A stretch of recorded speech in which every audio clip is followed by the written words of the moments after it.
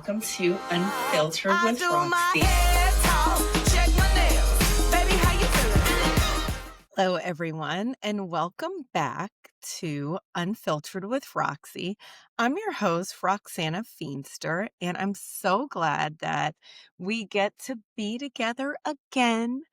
So, this episode is called Good Vibes Only. But I know you're thinking, what's wrong with good vibes only? Well, it seems harmless, right? Yeah, it seems like it would be, good to stay positive. But how about when you're broke, when you're going through things and you're completely overwhelmed? Does it make you feel better to hear that? Does it make you actually stay positive? Now, I will admit, I am somebody who has actually said that to people, even to myself. Just stay positive. I mean, yeah, I said it. I'm sorry to the people that I've said that to. But today we're going to unpack the shiny trap of toxic positivity. We're going to explore why all emotions are important, they matter, and talk about how we can create real connections by allowing people to be fully human.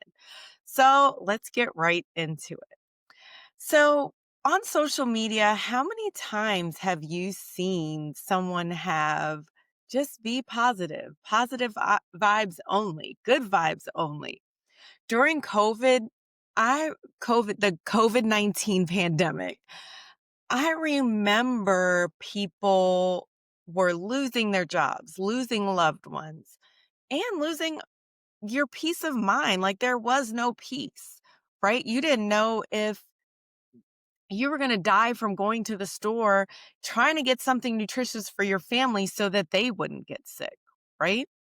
So I remember looking at social media, especially I was on Instagram, and the post about side hustles, weight loss, and glow ups. Like, if you're not working on all these things while there is a forget national, worldwide pandemic, there's something wrong with you. Like, why are you not doing all the things? Why are you not a millionaire already? Like, now you have the time.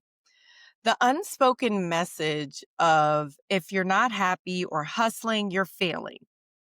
But the truth is, sometimes survival is enough. I mean, think about when you're going through something heavy, you're just trying to get through the day, get through the minute, get through the hour. And sometimes positivity is just another way of avoiding the reality, right? So I feel that we have lost that somewhere, that grief is work and positivity is just a way of avoiding that grief. Like, who benefits when we say stay quiet about our pain, right? Our jobs, the social media platforms, the systems that profit from our silence, like, I don't know, the insurance, um, all of these things, like, they're profiting from people just being like, it's okay to lose their job. It's okay that things weren't covered because it needs to stay positive. No one wants to hear the negative stuff, right? And so the hidden costs of that is avoidance. Like, when my mom died, I'll never forget how many people said to me, like, your mom's in heaven now with the angels. The Lord has her. It's going to be well. Like, she's in a better place. God needed another angel. All of those things, I'm going to tell you right now. I know that they came from a good place, but it did not help. It actually made me mad, and it made me not go to church. And I never really shared this before, but it made me not go to church, and it really made me resent the Lord, because I was hearing these things and I thought, well, why, Lord, why do you need her? Why does she was the strongest person I knew. She would have been fine here. Especially during COVID, I just thought, like, it made me really lock into how other people were dealing with their loss. Um, and even though things are well-meaning, it's nice to say those things. It's not helpful.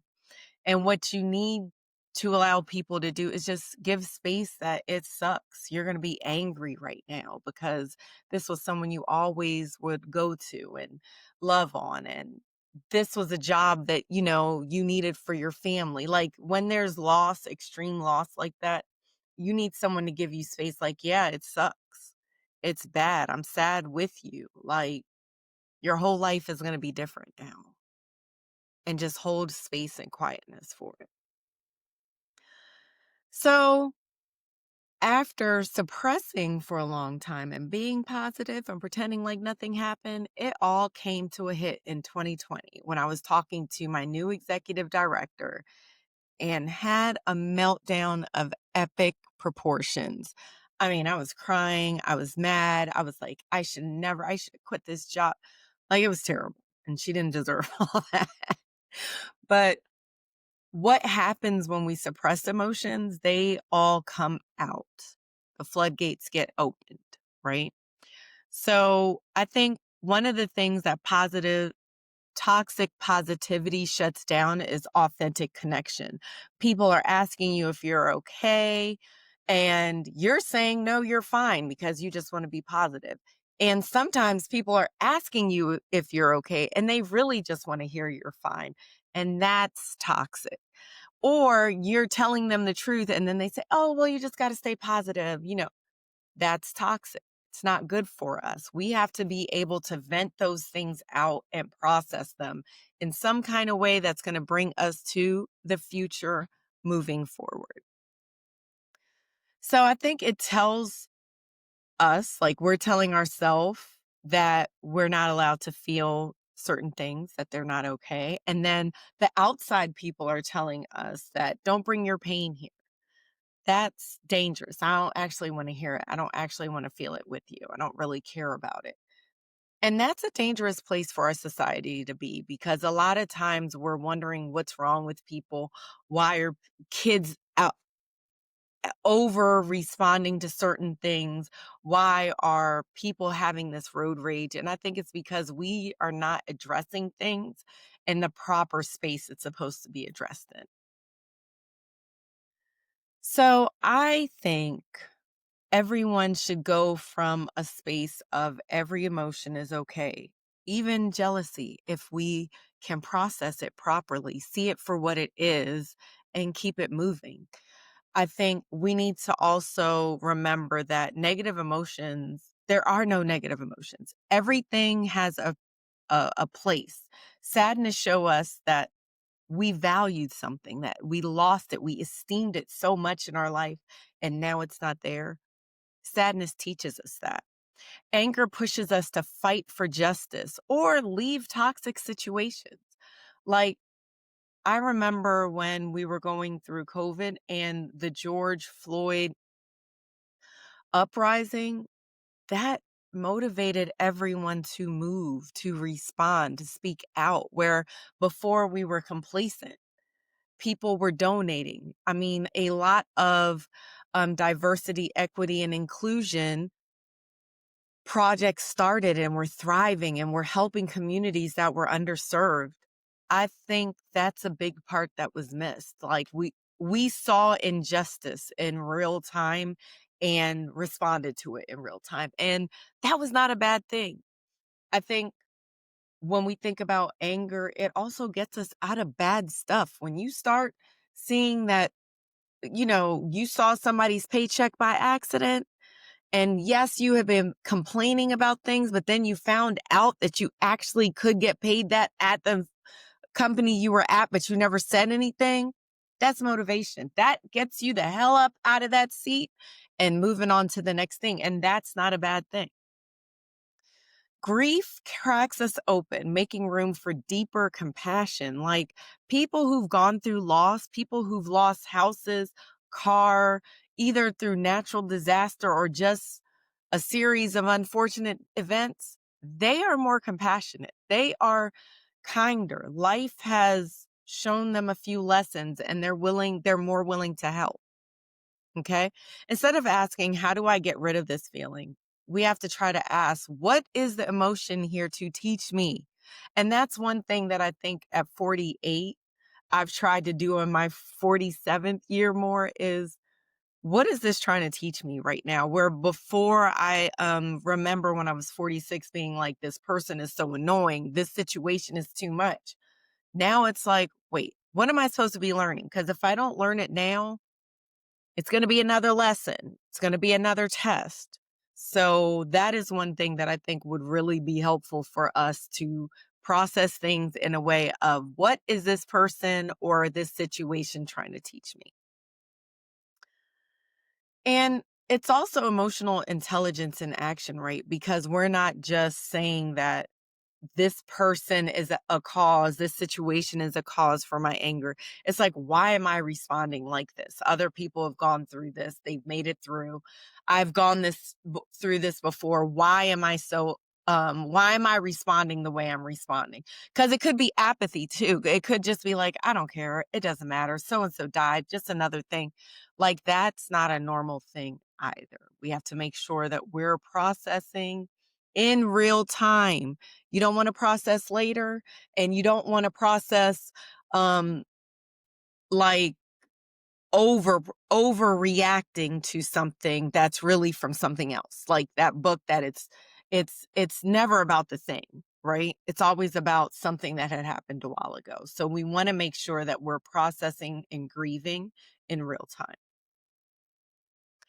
And so recently I had listened to the Very Well Mind podcast, and they were giving example of how toxic phrases can be replaced. So one of the toxic statements can be, instead of just saying, just stay positive, you could say, I'm listening.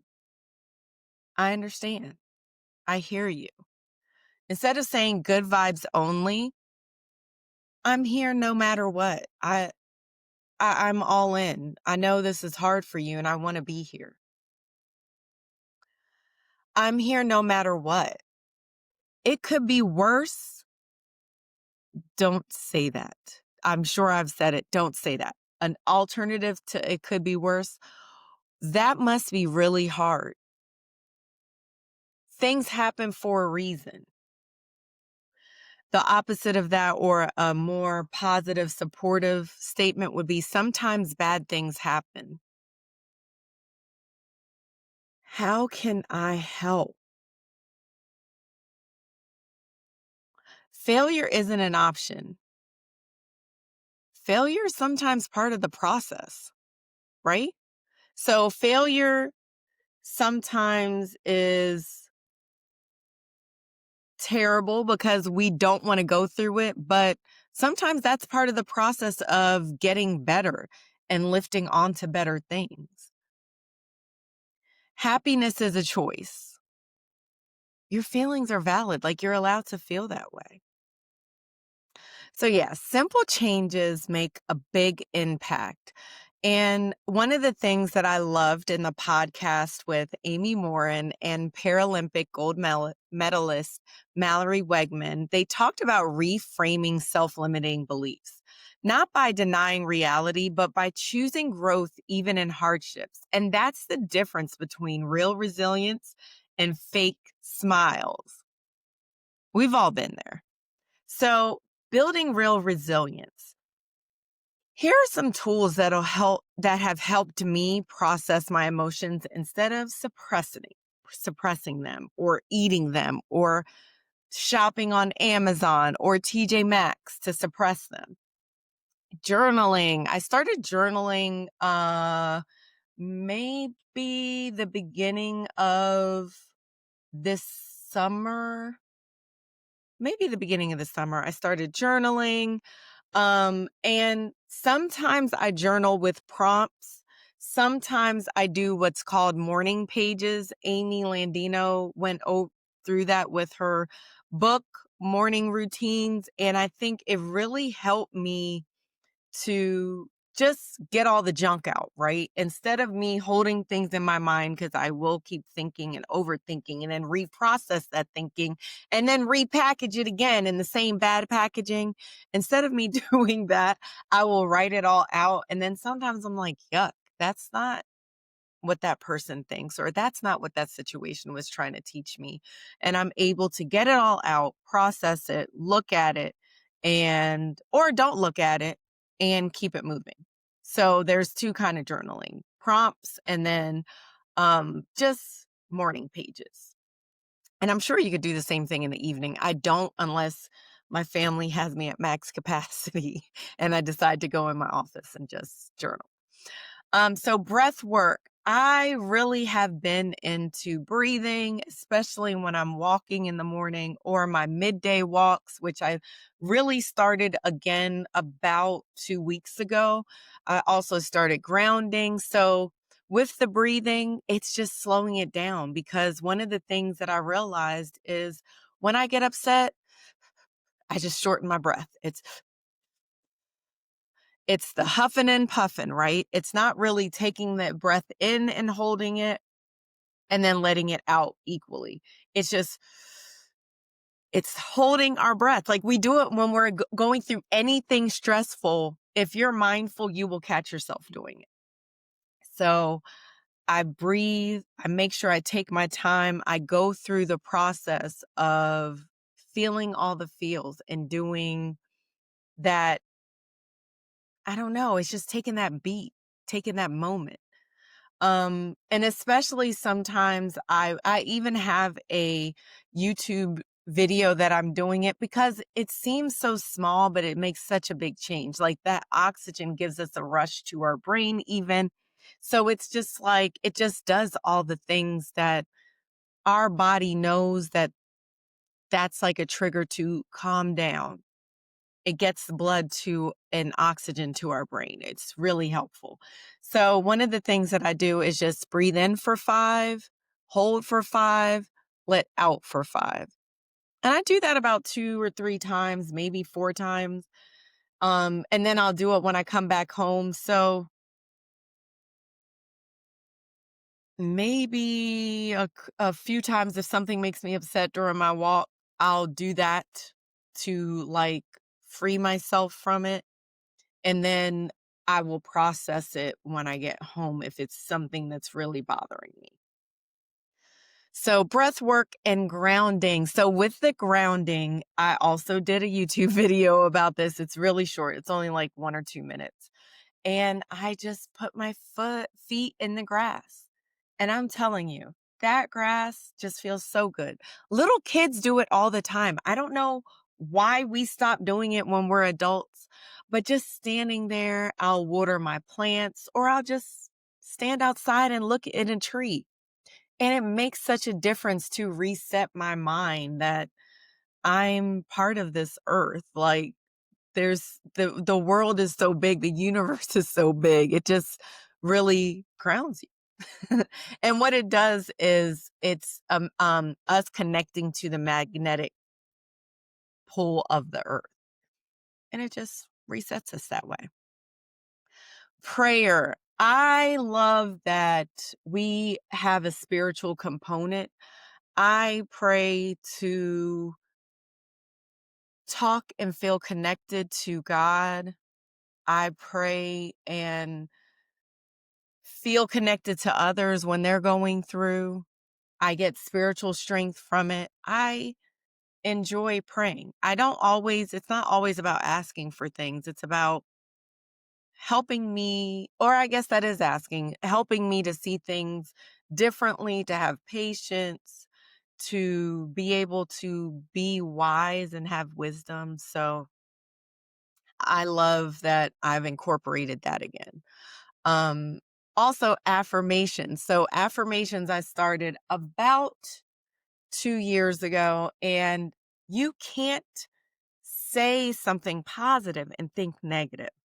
It makes us change that inner dialogue. Well, yes, we're changing the inner dialogue by saying the right things, having that belief of saying it out loud makes us believe it, but it stops that negative pathway in our brain and starts a new pathway. And so because you can't think negative and say positive, it does change your brain. Now, you do need to do the inner work to root out, why am I thinking what I'm thinking? That's what the emotional intelligence helps us to really rebuild that new way of thinking. So remember, healthy optimism is this is hard, but I trust I can get through it. Toxic positivity says this isn't hard at all. All you're doing is just being superficial and being in your feelings when it's not all about that. Okay. So one heals and one isolates. One is like being hard on yourself. One is giving yourself space. Okay. This is hard, but I trust I can get through it. I've been through hard things before. I can do hard things. It's okay. I'm going to be okay. It's hard now, but I'm going to be okay. And then the toxic positivity says this isn't hard at all. You're wrong for feeling that it is. One heals, one isolates. Okay. So with that, I just want you to know that if I can rewrite good vibes only and say all vibes welcome, feel it, process it, grow through it, is because the real secret to well-being isn't about being positive at all. If I could rewrite good vibes only, I'd say all vibes are welcome. Feel it, process it, grow through it. Remember that you are light. You're going to get through it. You're not the lampshade over the light. You are light. You're going to grow through it. You're going to grow and go and glow through it. Because the real secret to well-being isn't about being positive all the time. It's being real all the time. And that's what we're all about in this podcast is being unfiltered, is being real, going through the process, because that's what's going to get us on our journey in a peaceful way, in a way that we're authentic and have no regrets. So I am wanting you to right now, before I wrap up, I want to invite you to join me on a road to 1K on YouTube challenge. Yes, it's about reaching 1,000 subscribers and 4,000 watch hours. But really, it's about something bigger. It's about changing that inner dialogue first, then shifting how we show up in our circles, and ultimately how we show up in the world is changing the world around us. And because when we heal ourselves, we're creating ripples of healing everywhere we go. The way we show up for ourselves is how we're able to really show up for others in a bigger, better way, right? Because we've had that compassion for ourselves. And so to celebrate this milestone, I'm giving away a self-care basket or a one-on-one self-care plan session. And all you need to do is subscribe, like, and share the podcast on the Roxy Unfiltered with Roxy YouTube channel with someone who needs it. Don't share it to someone who's not going to appreciate it. Share it with someone that you know needs to hear this, right? That is beaten up on themselves and doesn't need to, that needs to be free, just like we're free now. We're getting even freer. So don't just keep the message for yourself. Take it to your inner work and then to your inner circle. Then that circle is going to keep doing the same thing, and we're going to really change the world from the inside out. So I hope you guys really like the content. Thank you for listening. And until next time, take care of yourself. And I hope you really look at yourselves through the rose-colored eyes of compassion. You're doing well. Love you. Bye.